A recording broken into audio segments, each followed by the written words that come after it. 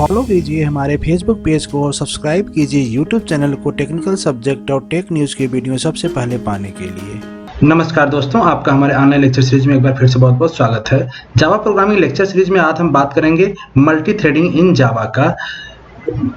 Multi threading in जावा में हम आज के लेक्चर में कवर करेंगे इंट्रोडक्शन पार्ट, एडवांटेज क्या है मल्टी थ्रेडिंग से वो भी हम देखेंगे, life cycle of thread and उसके बाद क्रिएशन ऑफ थ्रेड, और एक हम एग्जाम्पल देखेंगे जिससे हम समझने की कोशिश करेंगे कि एक्चुअली थ्रेड काम कैसे कर रहा है आपके जावा प्रोग्राम में। तो वन बाय वन हम चलते हैं यहाँ पे। सबसे पहले हम बात करते हैं मल्टी थ्रेडिंग इंट्रोडक्शन की। Multi threading in Java is a process to execute multiple thread simultaneously. कहने का मतलब है कि किसी भी मल्टी थ्रेडिंग इन्वायरमेंट में जो अगर हम बात करें तो वहां पे मोर देन वन थ्रेड होंगे और कई सारे थ्रेड साइमल्टेनियसली काम करेंगे आपका, तो वही आपका मल्टी थ्रेडिंग होता है। मल्टी थ्रेडिंग कंसेप्ट आप समझने के लिए आप अगर ऑपरेटिंग सिस्टम पढ़े होंगे पहले से तो वहां पे तीन कंसेप्ट आपके पास आए होंगे, मल्टीटास्किंग, मल्टी थ्रेडिंग और multi processing.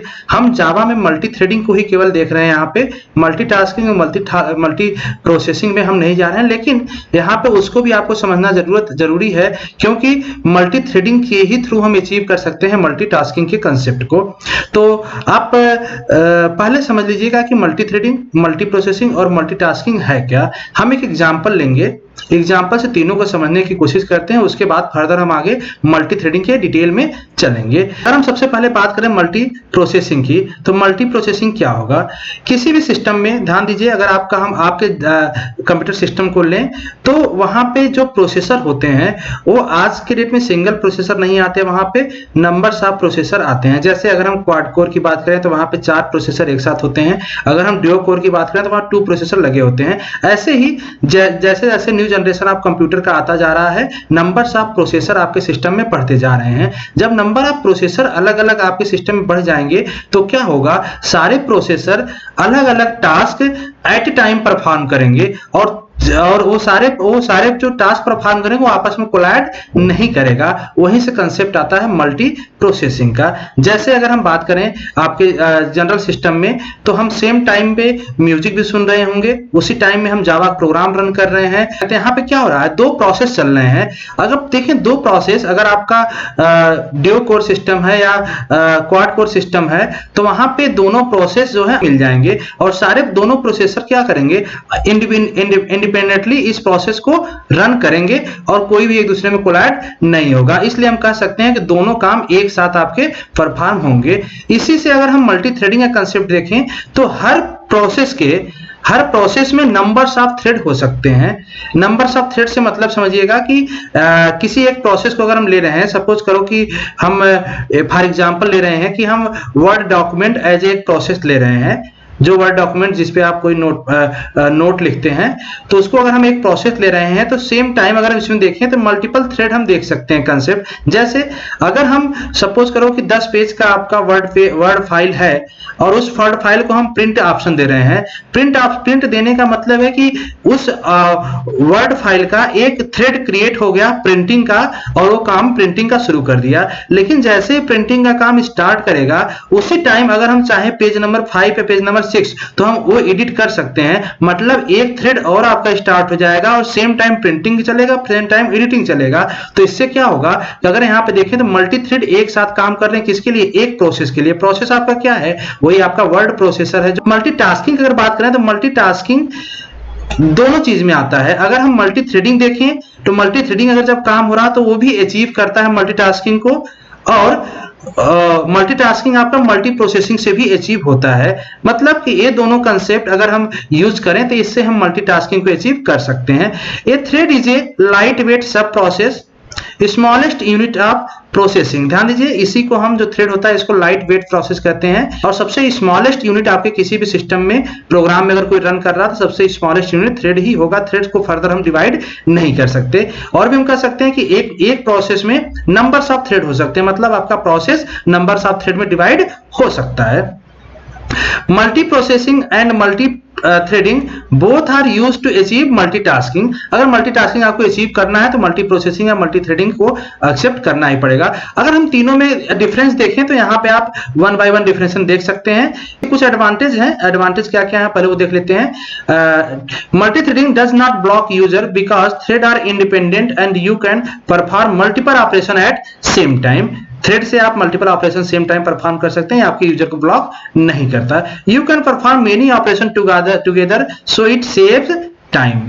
Thread are independent so it doesn't affect other thread if an execution अगर इन ए सिंगल थ्रेड। अब यहां ध्यान दीजिएगा, अगर किसी भी प्रोसेस में मोर देन वन थ्रेड चल रहे हैं, अगर उसमें किसी एक थ्रेड में आपका एक्सेप्शन आता है, कोई एरर आता है, तो जो और थ्रेड है वो थ्रेड उससे इफेक्ट नहीं होंगे। सारे थ्रेड क्या होते हैं, इंडिपेंडेंटली काम करते हैं। इस सिनारियो को आप देख सकते हैं। अगर इस डायग्राम को देखें तो इस डायग्राम में ऑपरेटिंग सिस्टम आपके तीन प्रोसेस हैं, प्रोसेस 1, प्रोसेस 2, प्रोसेस 3। अब तीनों प्रोसेस में देखें तो नंबर्स ऑफ थ्रेड हैं इसके अंदर। जैसे प्रोसेस 1 में नंबर ऑफ थ्रेड कितने हैं, 3, तो ये मल्टी थ्रेडिंग कंसेप्ट यहाँ पे आ सकता है। प्रोसेस 2 में कितने थ्रेड हैं, 2, यहाँ पे मल्टी थ्रेडिंग कंसेप्ट आ सकता है। अगर यहाँ पे देखें प्रोसेस 3 में तो केवल सिंगल थ्रेड है, तो सिंगल थ्रेड यहाँ पे मल्टी थ्रेडिंग नहीं आएगा, लेकिन ये भी आपका एग्जीक्यूट करेगा एज ए सिंगल थ्रेड। तो जहां जहां मल्टी थ्रेड है यहाँ पे प्रोसेस 2, प्रोसेस 1 में ये क्या करते हैं, ये सारे थ्रेड इंडिपेंडेंटली रन करते हैं। जैसे अगर हम इस एग्जांपल देखें प्रोसेस 1 को, अगर यहाँ पे थ्रेड 2 में कोई एक्सेप्शन आता है तो थ्रेड 1 और थ्रेड 3 ये दोनों इंडिपेंडेंटली अपना काम करेंगे, इस पर कोई इफेक्ट नहीं पड़ेगा। अगर हम जावा की बात कर रहे हैं तो जावा में थ्रेड बनाने से लेके टर्मिनेशन तक टोटल 5 स्टेट होते हैं। वो पांचों स्टेट कौन कौन से होते हैं, पहला आपका न्यू होता है, रनेबल होता है, रनिंग होता है, नॉन रनेबल या ब्लॉक्ड होता है एंड टर्मिनेटेड।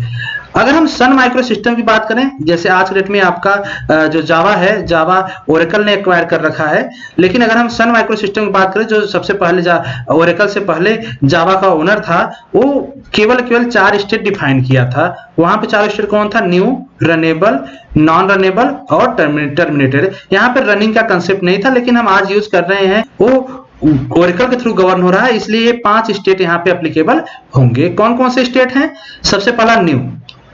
न्यू का मतलब है क्रिएशन ऑफ थ्रेड। जैसे ही हम कोई भी थ्रेड क्रिएट करते हैं वो आपके न्यू स्टेट में होता है। उसके बाद हम एक मेथड को कॉल करते हैं स्टार्ट। अगर हम स्टार्ट मेथड को कॉल करते हैं मतलब उस थ्रेड को हम स्टार्ट करने जा रहे हैं, तो क्या हो जाएगा, रनेबल स्टेट में आएगा। रनेबल स्टेट से वो जाता है किसमें, रनिंग स्टेट में हो जाएगा। रनिंग स्टेट से हम किसी भी थ्रेड को स्लीप मोड में भेज सकते हैं, ब्लॉक करके भेज सकते हैं, वेट करने के लिए भेज सकते हैं, सस्पेंड के लिए या वेटिंग के लिए। ये कई सारे काम हम उसमें थ्रेड के साथ कर सकते हैं। तो ये पांचों आपके लाइफ साइकिल हैं थ्रेड के, जो कि एग्जाम में पूछता है। नेक्स्ट हम बात करते हैं मैकेनिज्म की। थ्रेड बनाने के कौन कौन से मैकेनिज्म है। थ्रेड बनाने के 2 मैकेनिज्म है, पहला extending the thread class and दूसरा इंप्लीमेंटिंग द रनेबल इंटरफेस। मतलब एक तो थ्रेड क्लास है जिसको हम एक्सटेंड करके, मतलब उसकी प्रॉपर्टी को इनहेरिट करके एक क्लास बनाएंगे, जो थ्रेड की प्रॉपर्टी इनहेरिट करेगा वहां से हम थ्रेड बना सकते हैं। दूसरा एक रनेबल इंटरफेस है जिसको हम इंप्लीमेंट कर सकते हैं किसी क्लास में, तो वहां भी उसका क्या होगा, थ्रेड क्रिएट होगा। कैसे होगा अभी हम आगे इसको दिखाएंगे। कुछ कॉमनली कंस्ट्रक्टर है जो यूज होता है आपका थ्रेड क्लास में। थ्रेड है without parameter, thread with 1 parameter, thread runnable R parameter के साथ, ऐसे ही thread runnable R string name. इन सबका यूज अलग अलग काम के लिए होता है। यहाँ पे भी हम देखेंगे एग्जाम्पल में जब, तो इसी में से कोई एक कंस्ट्रक्टर को हम वहां पे यूज कर रहे होंगे। कुछ मेथड है जो कि जनरली यूज होते हैं थ्रेड के केस में। कौन कौन से मेथड हैं, पब्लिक वाइड रन। ध्यान दीजिए, किसी भी थ्रेड को रन करने के लिए मेथड यूज करते हैं। पब्लिक वाइड स्टार्ट, किसी भी थ्रेड को स्टार्ट करने के लिए हम यूज करते हैं। स्टार्ट मींस रनेबल स्टेट में लाने के लिए। स्लीप को यूज कर सकते हैं, मतलब आपके थ्रेड को हम स्लीप के लिए भेज देंगे कि कुछ मिली सेकेंड टाइम के लिए। ऐसे ही आपका गेट आईडी है, अगर किसी थ्रेड का आईडी मुझे रिटर्न कराना है कि इसकी आईडी क्या है, जैसे मल्टी थ्रेडिंग में क्या होगा, नंबर्स ऑफ थ्रेड होंगे, तो किसी थ्रेड का मुझे आईडी चाहिए तो हम इससे रिटर्न करवा सकते हैं आईडी नंबर। रिज्यूम किस लिए यूज करेंगे? अगर आपका कोई स्लीप में है या ब्लॉक स्टेट में है तो वहां से उसको रिज्यूम कर सकते हैं। स्टॉप मेथड यूज करेंगे हम किसी भी थ्रेड को टर्मिनेट करने के लिए।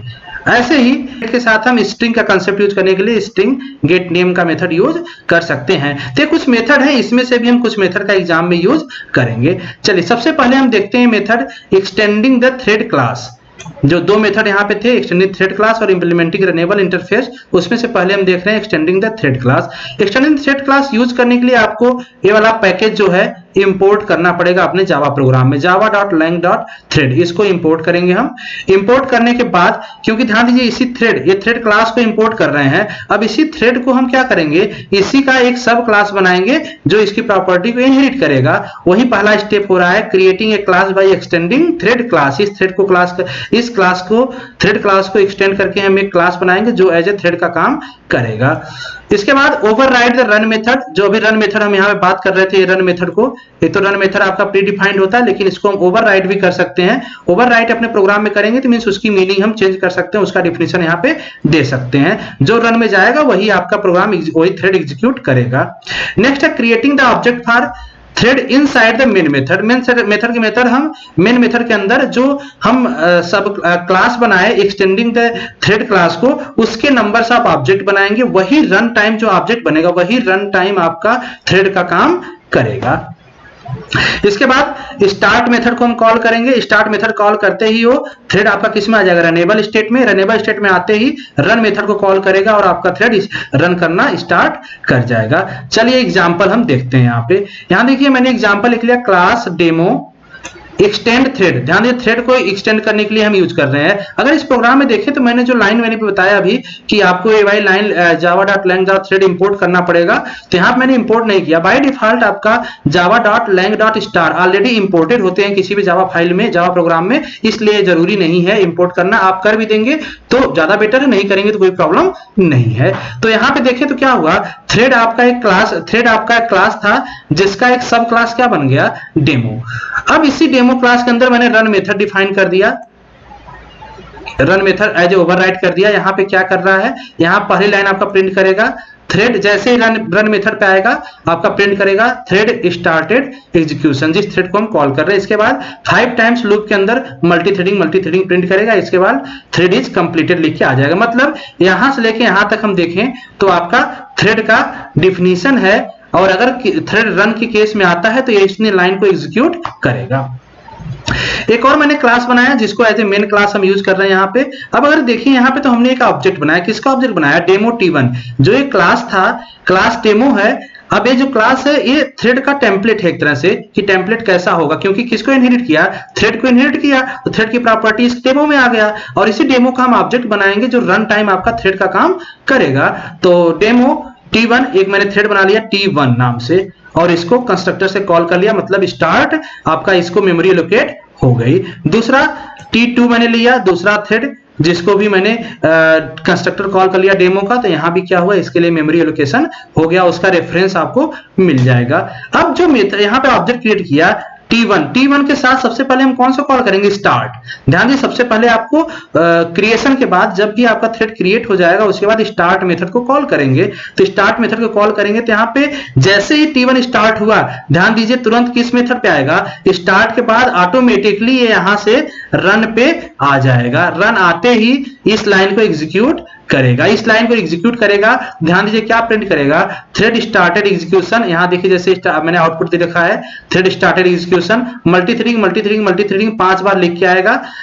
इसी टाइम जस्ट आपका T2 भी स्टार्ट मैंने कर दिया, तो T2 भी क्या करेगा, T2 भी इसी को एग्जीक्यूट करना स्टार्ट करेगा, रन मेथड पे आ जाएगा। रन मेथड पे आते ही आपका फिर से वो प्रिंट कर देगा रन थ्रेड स्टार्ट एग्जीक्यूशन, और 5 टाइम मल्टी थ्रेडिंग प्रिंट करेगा, थ्रेड इज कंप्लीटेड लिख के आ जाएगा। तो इस तरह से आपका थ्रेड काम कर सकता है। यहाँ पे 2 थ्रेड मैंने बनाया, दोनों आपको देखें तो साइमल्टेनियसली काम कर रहे हैं।